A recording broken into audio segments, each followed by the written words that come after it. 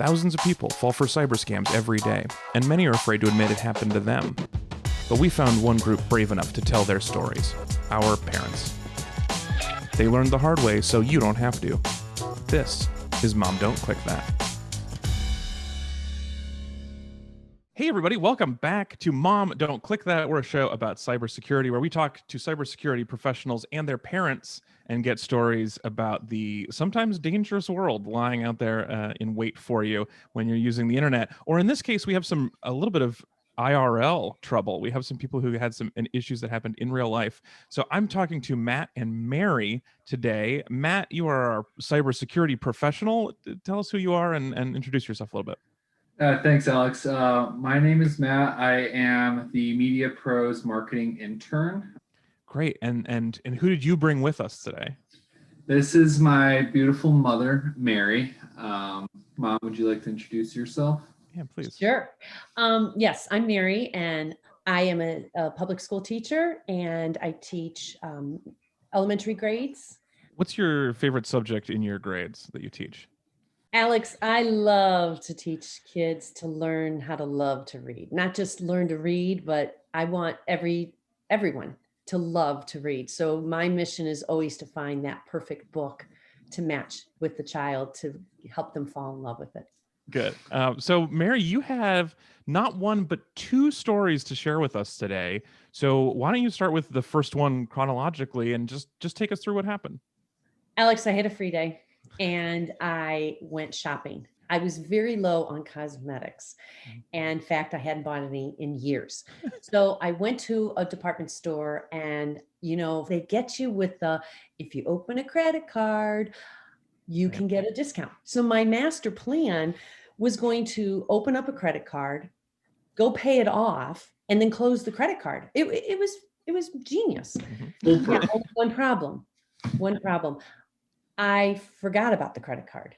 And so I get the second bill, and this bill, I thought my, $300 in cosmetics was outrageous. I get this bill and I open it up and it's $6,000. Wow. I nearly had a cow. Wait till you hear what they bought. They bought 2 pairs of shoes, 2 watches, and 2 purses. How do you spend $6,000 on those 6 items? It was insane. I picked myself off the floor and I called the store and I said, excuse me, I'm hyperventilating, but this is an exorbitant amount of money. I so would never spend that much money on a purse. And so, and they could trace it back to that it was an inside job.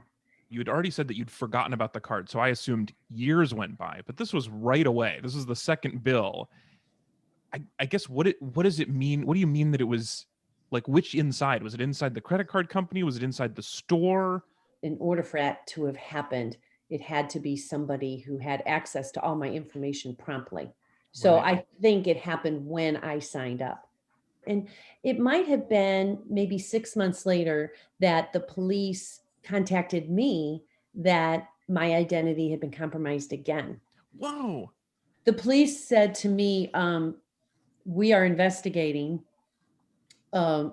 incident where several people from the same place had their identity not only stolen, but being used. I went to the police department and I saw about 30 driver's license. It did look like driver's license. They weren't official. They looked like driver's license. And there were like 30 that had the same face on it, but different names. And they were names of people that I work with. I don't think the original person who passed on the information was ever found. The person whose picture was on the driver's licenses was prosecuted. So somebody did actually get arrested in this story. That's our first for the series. We've everyone else so far, it seems like, has gotten away with it, but at least one person in this was caught. Yeah, that's great news. So one of the things we've experienced a lot with our stories on the show, especially the name of the show is even like being cautious about what you're clicking on, but neither of these things that you did seem particularly risky. In the first case, you opened a credit card, which is a normal thing for people to do. And in the second one, you just existed at a workplace. And that's the whole thing that you did. So I guess one of the how could you find a takeaway to yourself when you did so little? Like how has this affected you when you've done so little to cause it? It definitely made me realize that with the changing times and the accessibility that you do have to elicit um, third companies that will keep an eye out for things for you. So when I see each month that somebody's watching for my numbers or whatever, it does make you feel better. What are your thoughts on credit monitoring services?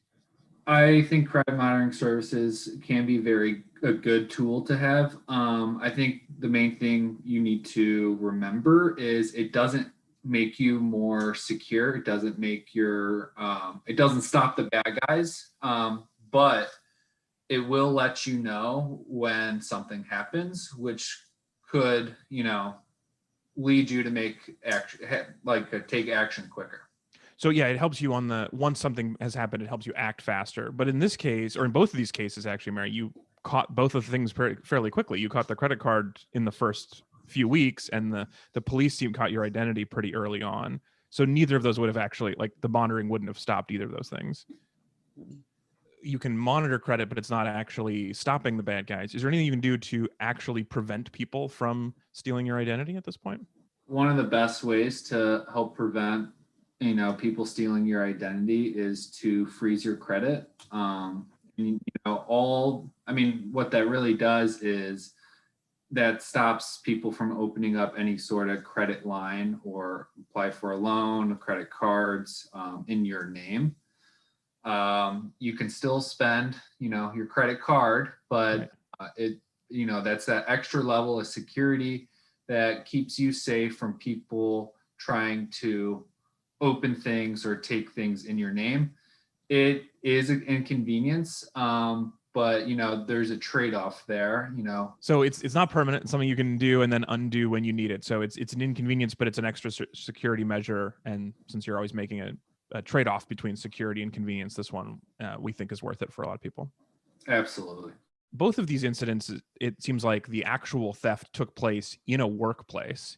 Mm-hmm. And you work with training for companies and for workplace culture. So how does that affect, how does your work with company culture affect what is happening in these places where the theft could have taken place? So a lot of it is,